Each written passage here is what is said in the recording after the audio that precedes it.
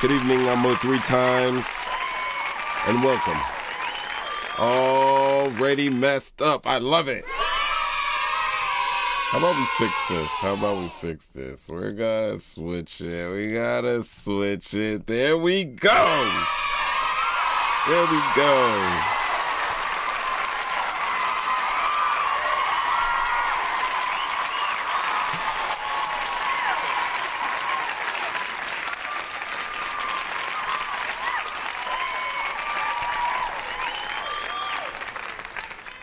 All right, so I just snuck in here. And I snuck in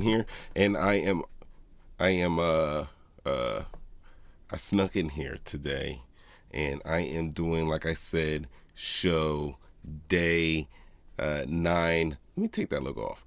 Day 9 of 30, guys.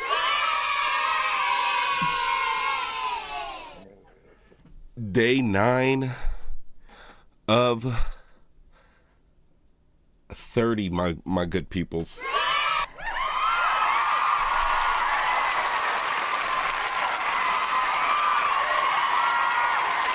Today is also the first day of Kwanzaa.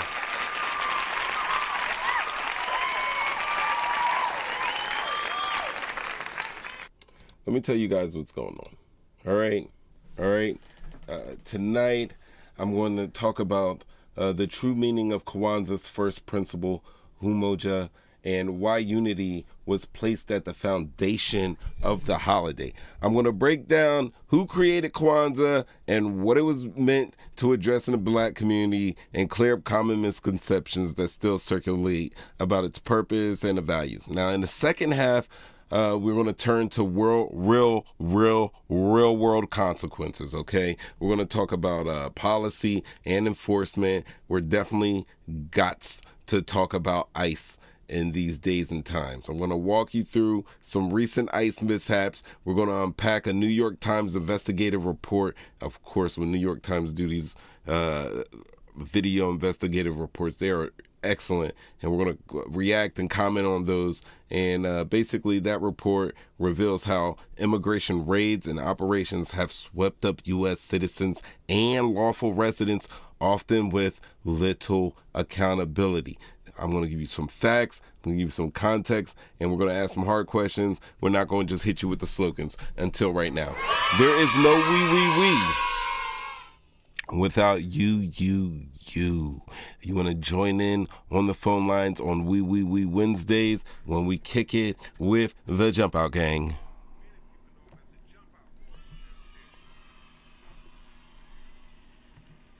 Ain't nothing. Flashback, what are you talking about? We're talking about the Jump Out Gang. We're talking about We Wednesdays. You get to call in. You get to talk your shit and get your clicks, if you know what I mean. Let the children sing. Okay, back to it. Man, I'm going to tell you what. I'm hitting buttons right now, guys. I'm hitting buttons.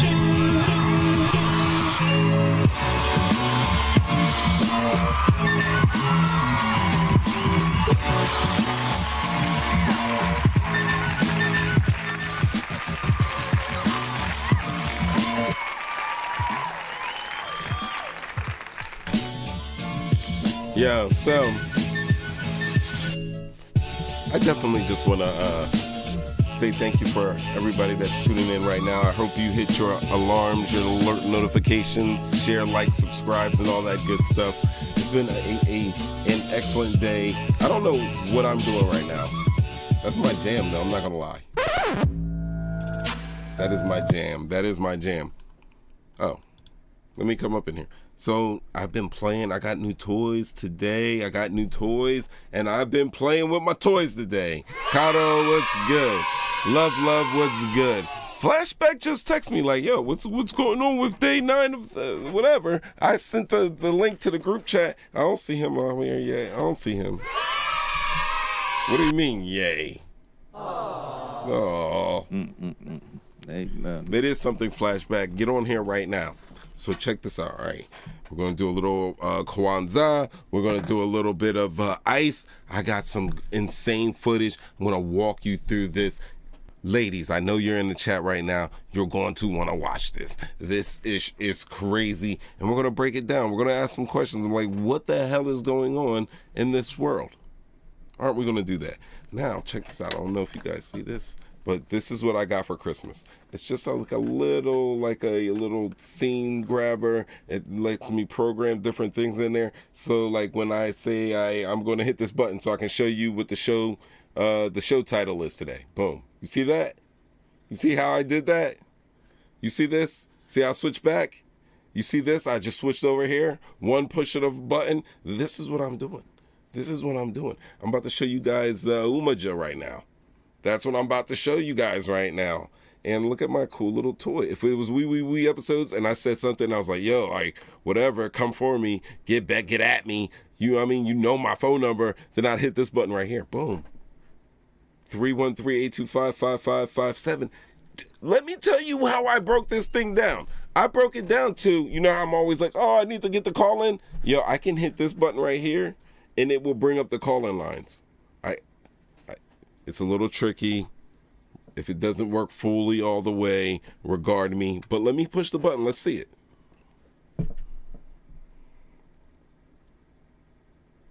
Watch.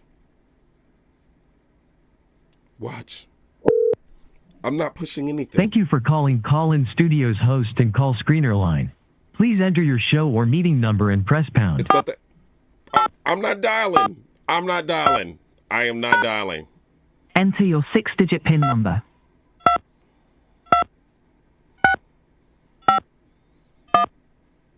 Welcome, host. You have not started a show session in Callan Studio and cannot yet receive calls on Talk and Shit Get N Clicks. Please visit the Callan Studio website and begin your session. Music will play until your session begins, or you may call back when you're ready. It does bring up Call-In Studio. I do have to hit save and start the show. Welcome, host. You are now in the host room and can manage your callers from the Callan Studio web interface. Audio recording is on. So literally right now that I just did that, I can push this button and you can call in. I am here. Talk to me. I will fix that very last part.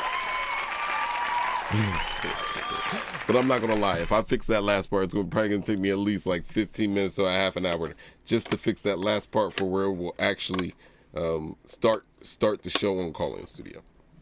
But it dials, it logs into it, it brings up the program.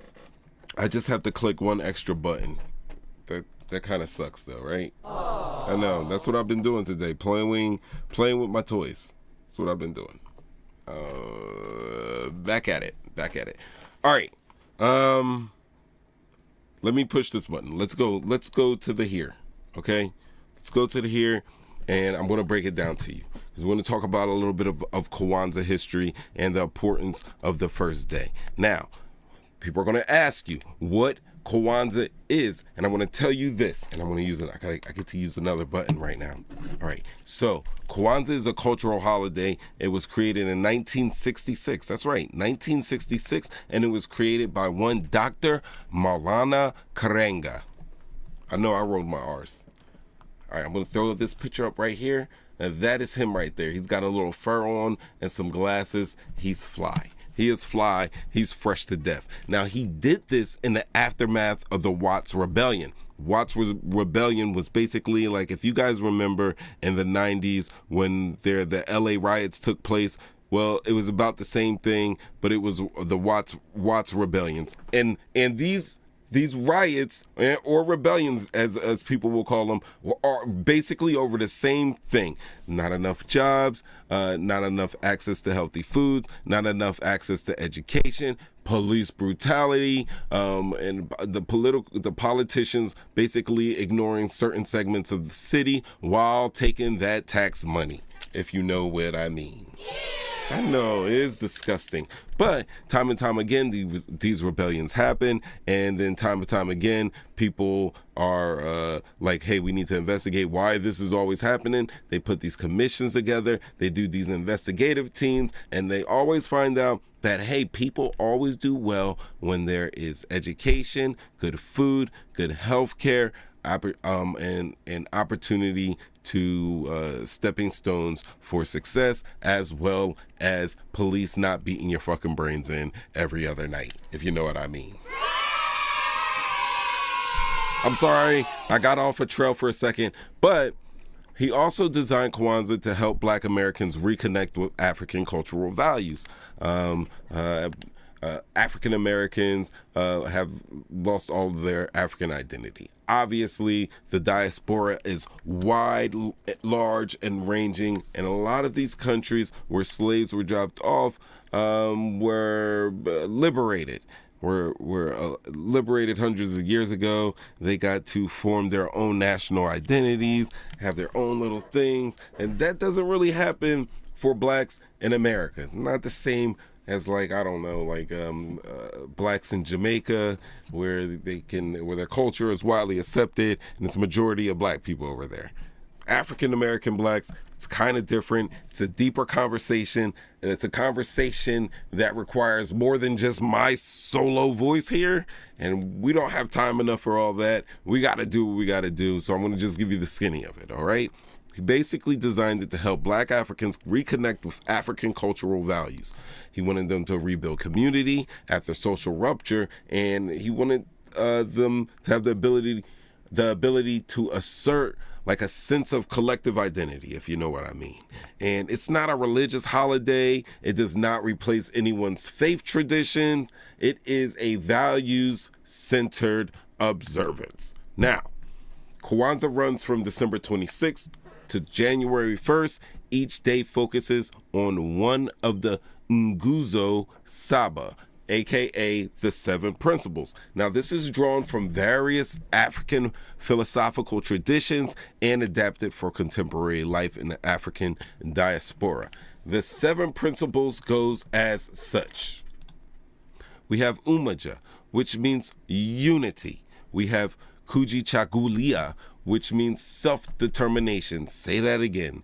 Kujichagulia means self-determination.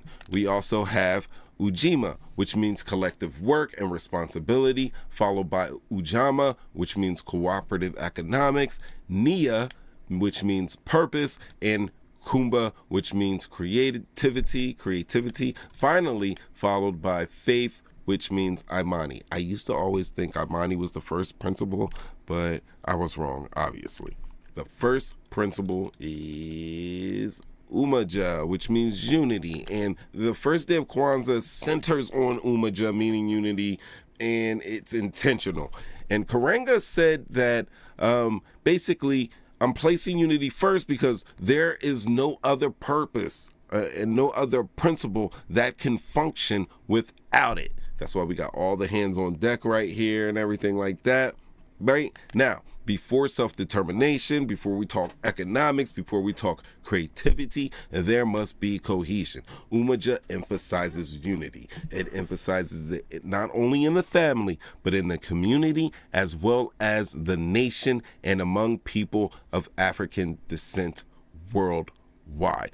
Not just those, but also our loved ones and our allies. And it's also about protecting and repairing fractured relationships. It's a time to prioritize the collective well-being over your little selfish egos, and recognize that survival and progress are communal efforts, not individual achievements. Why is Umoja coming first? Historically, African American experience in the U.S. has been shaped by deliberate fragmentation. We're talking slavery. We're talking forced separation of families. We're talking colorism. We're talking class divisions. We're talking about regional divides, political manipulation. Umoja directly confronts that history. But check this out. check this out. Check this out. These principles can be applied for not just the beautiful black people in America. This can be applied by any and everybody as well. It should be. Okay? Now, on a practical level, Umoja asks, and this is what Umoja asks. It asks, are we accountable to one another? Am I my brother's keeper? Am I my brother's keeper? Do our choices strengthen or weaken our people? Things that we have to look into. Remember yesterday I did the, first commandment, there is no other God. Do we resolve conflict in ways that preserve the community? Huh? 50 Cent had beef. I'm going to use it as an example. 50 Cent had beef with Puff Daddy. This guy's in jail. And while he's in jail, we are going to send out a documentary and go on a press run to market this documentary because we have a beef with another man. This is as far as we're going to go. I don't think 50's out to resolve conflict, so maybe this is not the best example to use. Let me get rid of this. I have no idea what this is. All right. But you got to ask yourself, how do we resolve conflict in ways that preserve the community? So once you think about that, you're going to light the first candle, and it's going to be a black candle, and it's the center of the Kanara. It's kind of like the menorah, but different, and it's called a Kanara, and it represents the people themselves, and the symbolism is clear.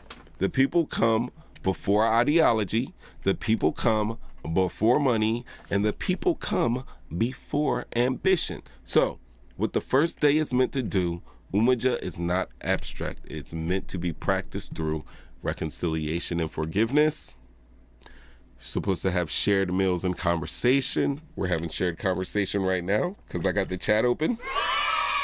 Oh, and you see me automate the phone lines. The phone lines are open. Let me go back to I just one button pushed that. Look, I'm going to one button push it again. Look at where we got. Shared meals and conversations. How about intergenerational respect for your elders? Our elders having respect for the younger people. Loving the babies. How about mutual aid and protection? All great things. All right? Umoja sets the moral foundation for the remaining 6 days. Without unity, self-determination becomes isolation, economics becomes exploitation, faith becomes hollow. In short, Kwanzaa is a cultural reset, not just a celebration of consumption. It's not a celebration of consumption at all, actually. And the first day, Umoja is the anchor. It asks one primary question before all others: are we willing to stand together before we rise individually? And that is what we must know.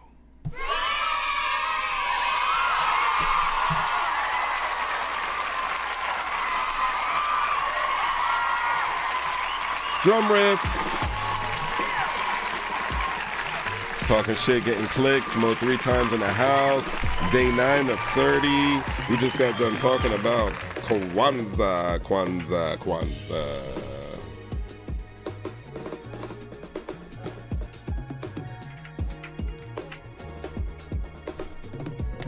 Hope you guys got something out of that. All right. Let me take this down. Get rid of that. All right, guys. What I want to do is I really need to slow this down a little bit, right? Because I'm going to show you something, and it's not a viral clip. This is not a headline war type of deal. This is the federal government putting boots on the MFN ground and getting it all wrong. That's what I'm about to show you.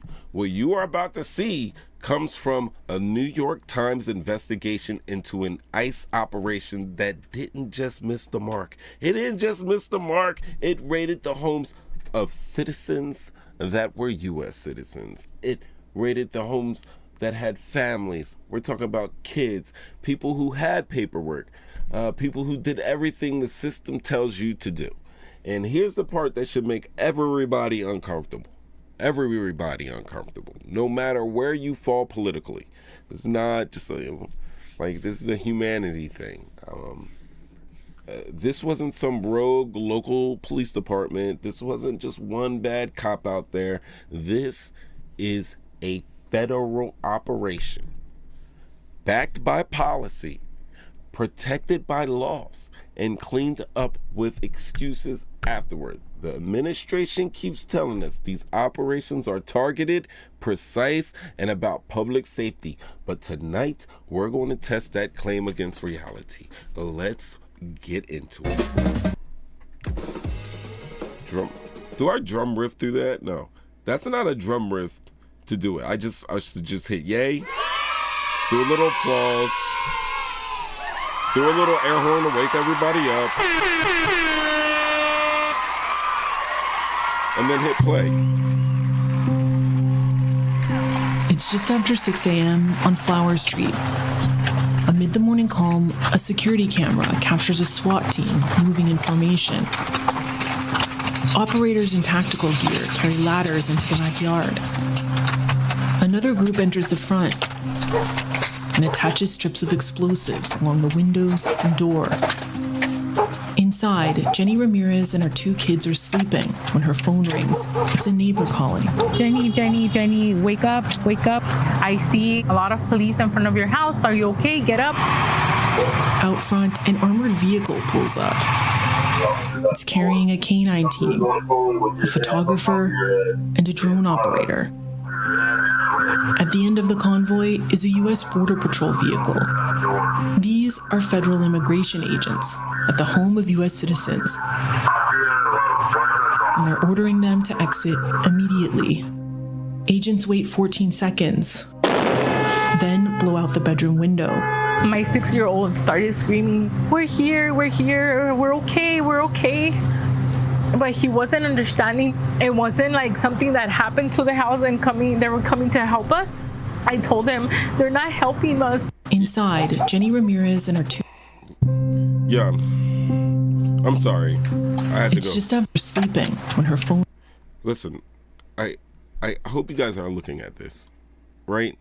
This is a residential neighborhood. These people do not have warrants for murder or pushing massive quantities of drugs. Not at all. There's no criminals. There are no violent criminals that are at this house. And if you you see what this guy is putting down right here? This is a strip of explosives. These are explosive strips that he's going to put on a door to, what do they call it? Breach. He's going to breach a door. These, they're wearing the same gear that somebody would be wearing in Afghanistan or Iraq right now. And I'm not talking about a normal soldier out in Afghanistan or Iraq. And this is some shit that SEAL Team 6 would be wearing or in the type of equipment they would be carrying out in Iraq. This is beyond military. This is paramilitary. Okay? 6 o'clock in the morning, they are putting plastic explosives on a door to breach it. Like, I did like a show before, and I glossed over it.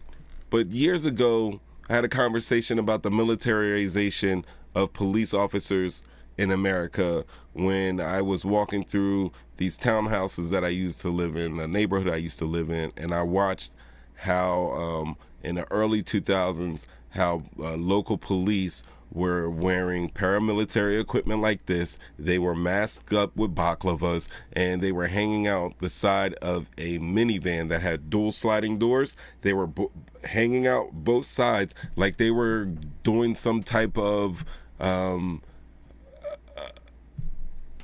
capture kill scenario, like some Sicarios or some shit. And they were looking for low-level drug dealers, low-level unarmed drug dealers. People had a couple pieces of Ready Rock or some weed. And it was overkill. But let's keep this going, because there's going to be more. I'm going to show you more in here. And attaches strips of explosives along the windows and door. Inside, Jenny Ramirez and her 2 kids are sleeping when her phone rings. It's a neighbor calling. Jenny, wake up. I see a lot of police in front of your house. Are you okay? Get up. Out front, an armored vehicle pulls up. It's carrying an armored vehicle. These are issues that they've been talking about in the news. This is what we call the militarization of police.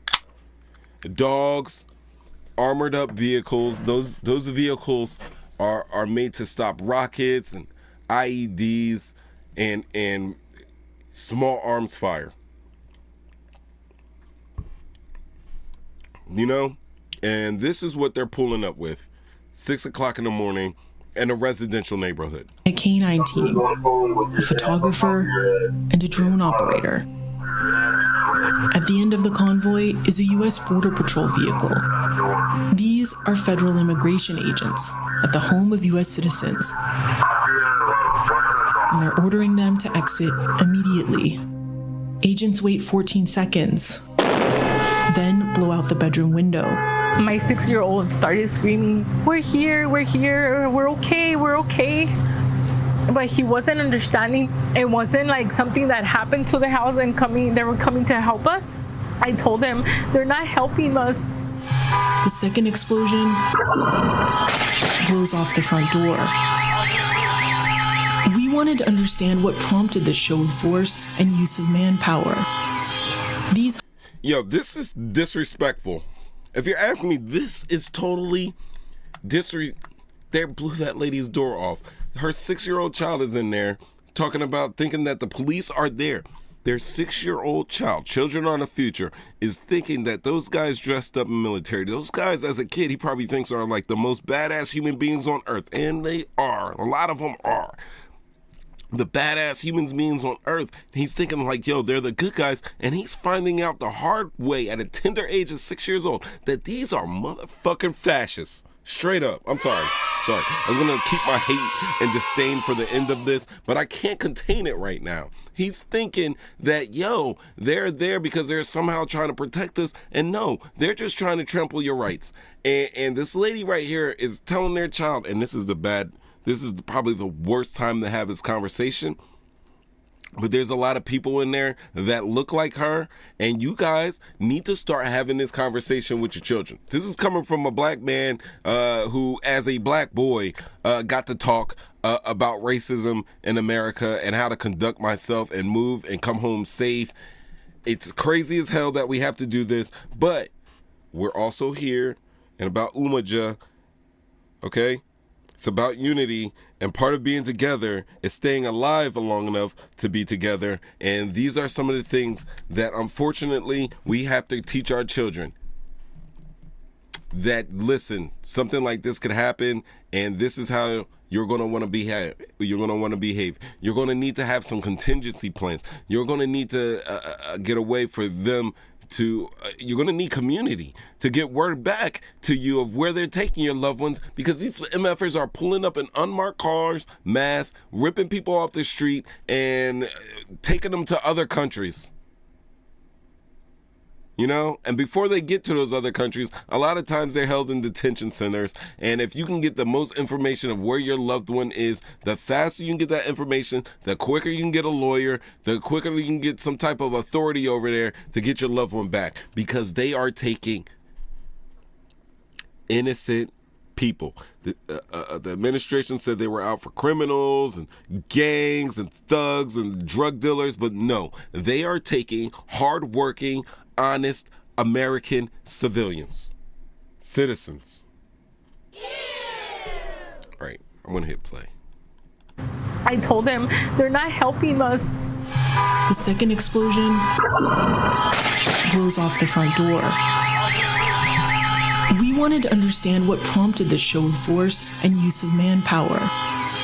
These high-risk tactics, according to current and former federal officials, are typically used for drug smugglers and violent fugitives, not by immigration agents trying to arrest a U.S. citizen accused of injuring government property. Yeah, but we know this. We know this. Like I said before, these are the type of tactics you're going to deploy against people you expect to be terrorists, people you expect for that house to be booby-trapped, people you expect that they are known to carry weapons, explosives, that type of stuff. And this is the type of force that you move in for that type, but for an immigration infraction. This is not how you show up. And I'm going to tell you the reason why they're doing it like this. And a lot of you probably already know. Just let me know if you agree or not. The reason why they're doing this is because they can. Because it's easy to trample the rights of black and brown people and others in America. They're doing it because the people aren't extremely wealthy, because it's easy to trample the rights of people that are poor. They're doing this because, hell, they're fucking nerds, and the shit is just, it looks cool. It's cool to blow shit up. I understand. I'm a dude. I like watching shit blow up. I don't want to watch people's houses blowing up for my entertainment. Like, we could blow stuff up in the woods, but they just saying, hey, look at this cool capabilities we can do. We're going to record all this, and we're going to make YouTube videos out of here. We're going to deploy military style vehicles. We're going to come in military gear. We're going to use military tactics. We're going to deploy drones. They had explosives to breach windows where windows of the rooms children were sleeping in. They use high explosives to breach the front door of a house where they could have just used a regular battering ram or kicked down. Those boots look tough that they have on their feet. They could have kicked the door down, but no, they wanted to blow it up. And they're doing it because they can, and because it's a show of force. And this is an extreme show of force. You do show of force for wartime situations. You show them, hey, we got all this force, so you don't mess with us. They're using the same tactics that they use in Fallujah and on the United States and in the streets of America. So when we got bent out of shape about Trump sending the National Guards in, yeah, it was upsetting, because I'm like, damn, this is escalating. But at the same time, in the back of my head, I was like, they literally already have National Guards on the street. This is what your police look like. These aren't normal local police officers in this picture, by the way. But these are what local police officers have as equipment these days. Playing more. Who it turns out isn't even home. Keep going out. Come out this way, please. But a closer look at the footage shows the man behind this raid is on scene watching. This there he is Greg Bovino. Allow me to reintroduce myself. My name is... He's the Border Patrol chief who's become a key figure and social media fixture in the Trump administration's immigration crackdown and slick video campaign.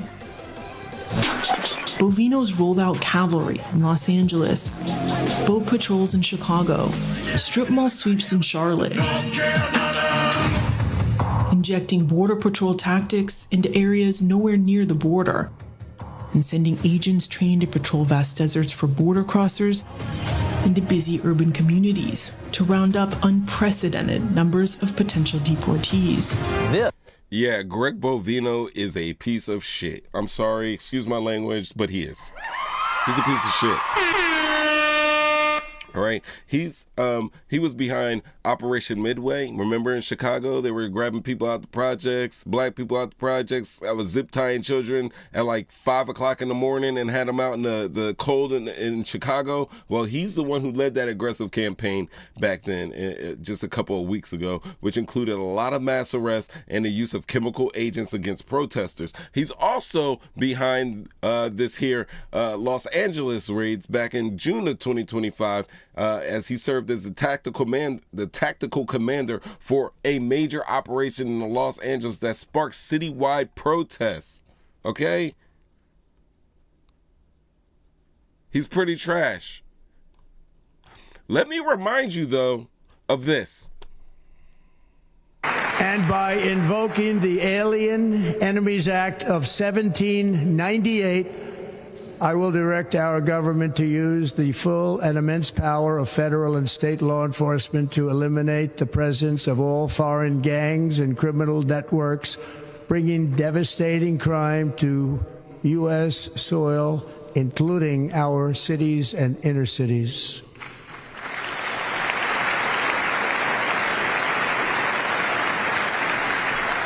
As Commander-in-Chief, I have no higher responsibility than to defend our country from threats and invasions, and that is exactly what I am going to do. We will do it at a level that nobody's ever seen before. And he's not lying about that. He has definitely done it at a level nobody has ever seen before, except maybe in World War II with the Nazis. Yes, I said Nazi. They're going to flag me for Nazis. But let's get back to this video. All right? Matter of fact, first of all, just for the YOU guys, just for the YOUs, I don't know how you guys are going to do it, but I'm going to drop this link right here. Here's the link to the actual video, so if you want to go back and watch it without my interruptance, it's about 25 minutes or so. But let's get back to it. This is how and why we secure the homeland. Movino's playbook is a stark departure from ICE. A separate approach, everyone is a suspect. Was in the city of... Additional units from East LA, please. All right, so now I'm going to show you this incident. After here, we're showing this lady walking in. The backstory of the raid at Jenny Ramirez. That's Jenny Ramirez's door. They had to knock off because, you know why? Because using explosives is way cooler than just kicking the door down or knocking on the door and saying, hey guys, can you come out? But it's way cooler to just blow a door open. Yeah, little kid's house. They would not do that in Bel Air. They're not doing this in Beverly Hills. They're not doing this in mansions. They're not kicking in anybody's door that has like a Peruvian housekeeper or anything, and she's there at 5 o'clock in the morning to get the coffee ready and to help Buddy get his day and the family, the rich family, get their day started. Their doors aren't getting kicked in to grab Perla out or Rosita. They're not kicking in doors in great neighborhoods that have housekeepers and domestic workers that are immigrants. They're not doing that. They're going straight to the hood. And this looks like a nice, quiet, little calm, hey, I work, I pay my bills, my kids go to high school and all these schools in the area. It looks like a nice little hardworking blue-collar community. And they don't care. They'll come in there and blow shit up there. Ramirez's house began a week earlier. Violent clashes with federal agents and emergency responses by 6 local police forces. So what they're going to show over and over in this video is that, listen, there is what is a strong show of force for these ICE operations and raids. These guys are not raiding drug dens. They're not going to the headquarters of any of these gangs and pulling out guns and breaching doors like that. They're not doing any of this shit. I just showed you guys the clip from Donald Trump saying, hey, we're about to do this huge operation on immigration and getting rid of deportation and stopping the flow of illegal drugs and criminals into America. And that's good. That's good, because we don't want drugs. We don't want criminals coming to America. But he's not getting drugs. He's not getting criminals. He's getting hardworking Americans. For the last year, we've been proving that, everything that the Trump administration have said about immigrations where, hey, they're taking jobs, we know that's not true. That they're eating off the system, we know that's not true. We know that they bring in way more money than they take. Billions more dollars than what they receive back. We know that these guys are on a hook for taxes and a lot of times don't receive any of the benefits of U.S. taxes. So, when they can't explain why they want these people out of the country legally, it would dawn on me that it's just race. But what this video is going to show over and over again is that these ICE agents aren't trained properly. They're not good human beings, and they're running around with impunity. They're getting in high-speed chases to catch non-criminal immigrant workers, destroying property, getting in car accidents. And if ICE agents hit your car and you're a Mexican, you're going to get arrested. They're going to try to deport you, as shown in this video. That's why I'm leaving a link up so you guys can check it out for yourselves. But also in this video, this is what I see. I see that there are protests, and these are the protests that they don't show on TV. See, the protests they show on TV, like the No Kings Day and the No Kings protest, that's great. That's great. You want to know why? Because people go and they go to their city hall and they get permits and they advertise and they make signs and they make hot chocolate and they get lawn chairs out and they make up little slogans and they just get together and it's like a festival of protest. They're protesting, but it's a festival. They're saying hi to friends. They're meeting up. It's a meet and greet, but they have a message behind it. Black Lives Matter was the same. During the day, there's a permit, there's signs, there's black people from different groups. They all come together, they march, they sing, they chant, they yell, they use bullhorns, and then the sun goes down, and then police get stupid.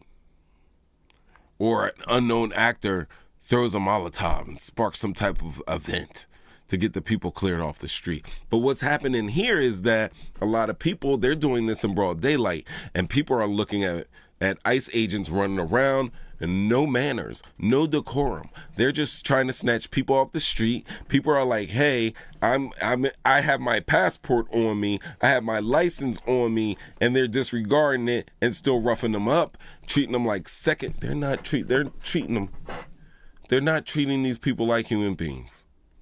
And anger and disrespect, and then it overboils, and then what happens? Somebody's head gets split, somebody gets punched around, someone gets pushed around, someone gets disrespected, people fire back, ego, anger, and next thing you know, we get the real protest. You get a real protest. These are so good. Right? You see this going on? At the same time, up the street from Jack's, Hey, put the guns away! And what happens is people start gathering around. Positioned to unhook the vehicles. People start gathering around and they start filming. And next thing you know, violence comes when two. This is not planned. This just happened to be an ICE raid that went down, and people caught wind of it right as it was going and came out. New federal and vehicles. This is where it gets dangerous. Arrive. This is where people get hurt, as I'm showing you right now. Hey! And accelerate toward the crowd. They absolutely just tried to run. Because they don't see these people as human beings. Because the Trump administration does not see these people as human beings. Let me show you a place where one of these ICE raids took. One was at Jack's Car Wash. This is in California. right? It's a picture of Jack's Car Wash. Let me show you a map.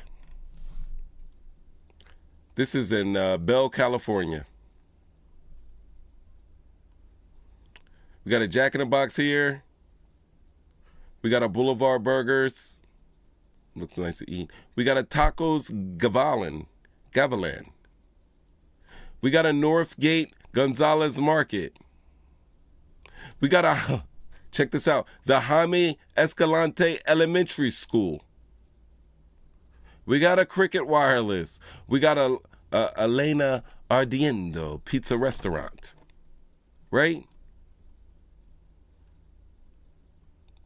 Taco El Unico.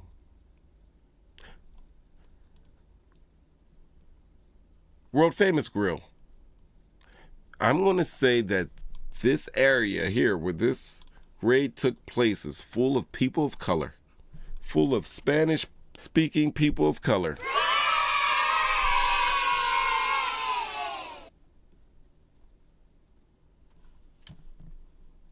Insane. I want to go there. This video is crazy.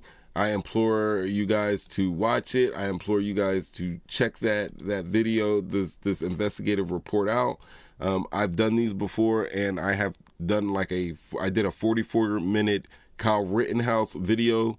Not the whole one. I probably did 20 minutes of the 44 minutes, and I'm telling you, that is a 45-minute video that's edited. After edits, it came out to 45 minutes. I don't want to give you like 3 hours of it or whatever. This is something that you can watch, take with you, come back on Wednesday. We can discuss this, and we definitely should discuss this.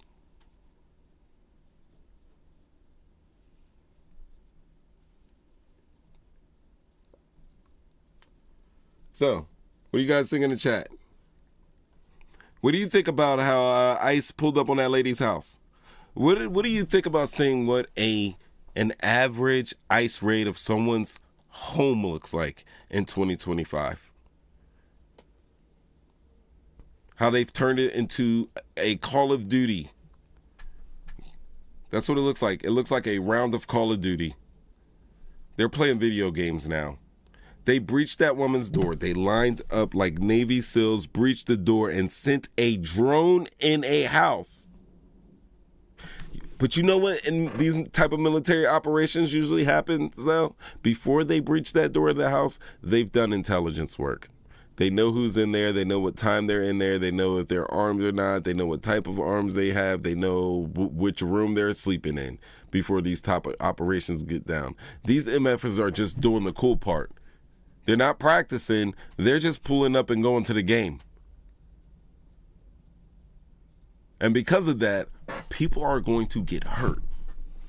And because of the way that they're treating these people, the inhumane treatment of these operations when they're pulling up on people's jobs at when they're trying to work to get their car washed or to get a plate of food, and they're pulling up on someone's job. Remember, your president said he was after criminals. He said he was after not just regular criminals. He was after gang leaders. He was after people who sold drugs.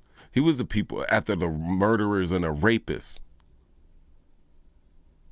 So when ICE pulls up on Jorge and he's just washing dishes at the local the local panderia, then what the hell? Right?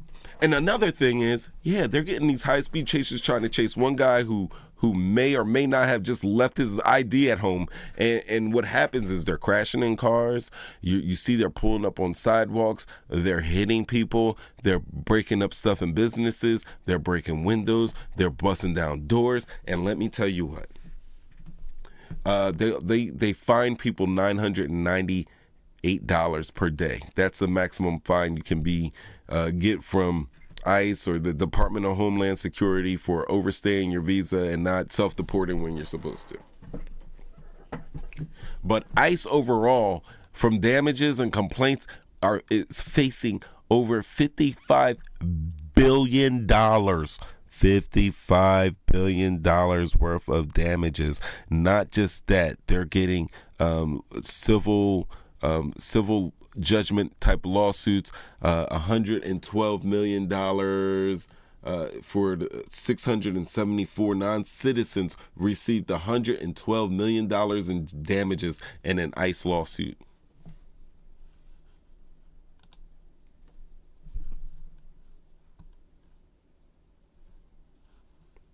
Right? Another lawsuit was like $96 million. I'm sorry, $92.5 million. Oneida versus the city of New York.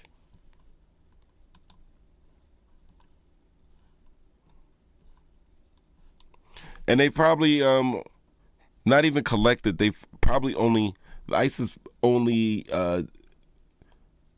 thrown out $6 billion in fines, worth of fines.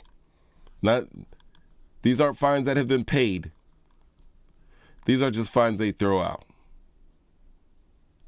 So, to keep it real with you, there is no comprehensive federal tally publicly reported for how much ICE itself has paid in legal damages in 2025. However, with the ongoing litigation and liability claims, ICE is defending hundreds of tort claims, hundreds of them, nationwide, with total damages sought by plaintiffs exceeding $55.5 billion, according to ICE litigation reports, right? Currently, those payouts are very, very low because it's this administration. But what's going to happen is, this is what's going to happen. Y'all going to get tired of Trump. And y'all going to throw the GOP out on its ear in the 2026 and in 2028, right? And the Democrats are going to run around, and what's going to happen is there's going to be what is called, it's going to be pay me time. And then your liberal government and the Democrats are going to have to pay out all these settlements. They're going to have to pay out these billions of dollars because they're going to have to write that ICE litigation, because they're still going to be on hook for the exploits of the U.S. government, even if it wasn't on their timeline, even if it wasn't under their watch. Those problems from this administration are going to affect the next administration, which is going to affect the next administration, which is going to affect the next administration, and it's going to keep on going down the wall. $112 million in damages in a case against Suffolk County, New York, for unlawful detention tied to ICE detainer requests. It was awarded against county officials, not just ICE itself, but still relates to the enforcement practices.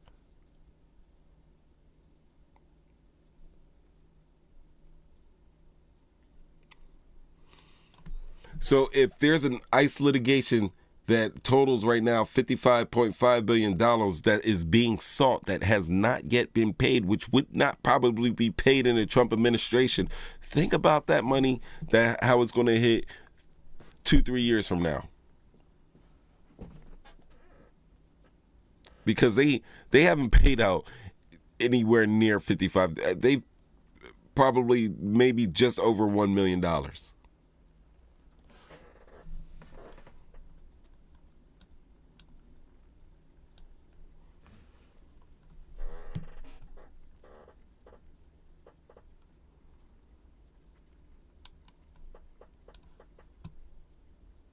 Craziness. I need a drum riff. Talking shit, getting clicks.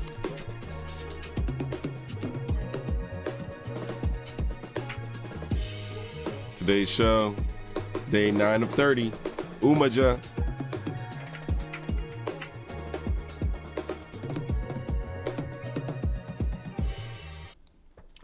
Insane in the membrane. All right, ladies and gentlemen.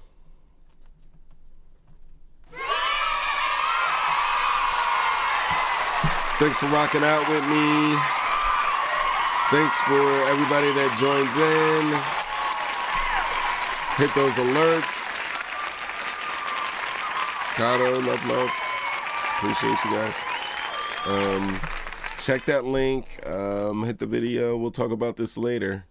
I hope you guys learned a little something about Kwanzaa today. I certainly did. You know what? They said Dr. Karenga was part of the CIA. That's something I didn't touch on. They said that the guy who invented Kwanzaa, who's still very much alive and looking young, they said he was at the CIA, but I tried to hunt down that claim to see if it was true or not, and I found nothing on it. So we'll just let that be internet talk.